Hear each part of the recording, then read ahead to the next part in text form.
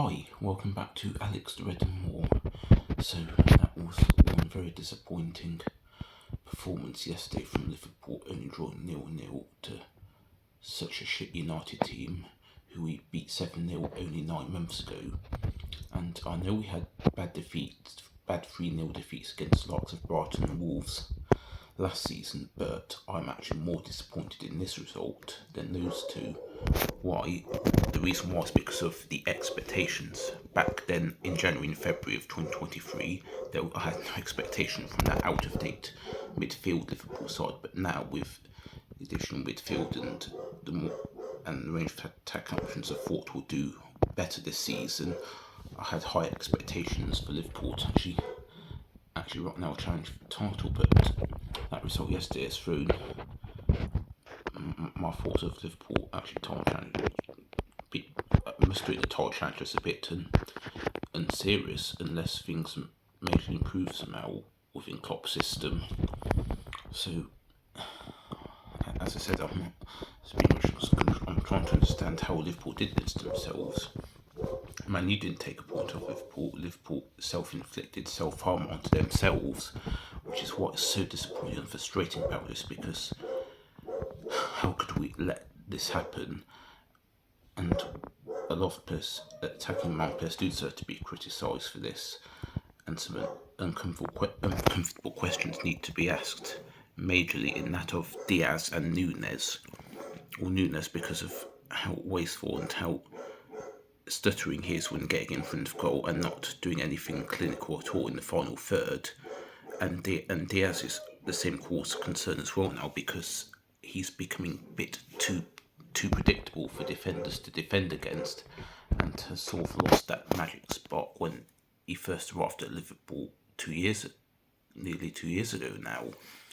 So questions will have to remain asked, and if they don't improve their standards by the end of the season, then we may need to go back in the transfer market for additional attackers.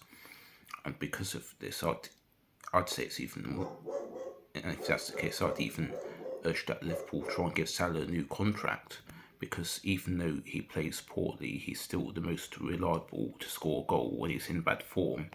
And he'll still poor today, but at least he was putting in a lot more effort and trying harder than Diaz and Nunes yesterday. And also a bit surprised Szoboszlai was so poor as well in the game yesterday, but I still have no doubt he'll be a very good player and possibly generational, but we have to be patient with Szoboszlai. But he's still got a lot to go until that high expectations we have for him, so he'll overall get off this game. And then of course Gakpo comes on but doesn't really offer much at all, and goes down to the same level as Diaz and Nunes, and questions may have to be asked about him as well, but this is still his first full season, so may let him off this season if anything bad happens. So yeah, but Liverpool have big opportunities anyway still now to respond to this awful draw. It almost feels like a defeat, but not quite.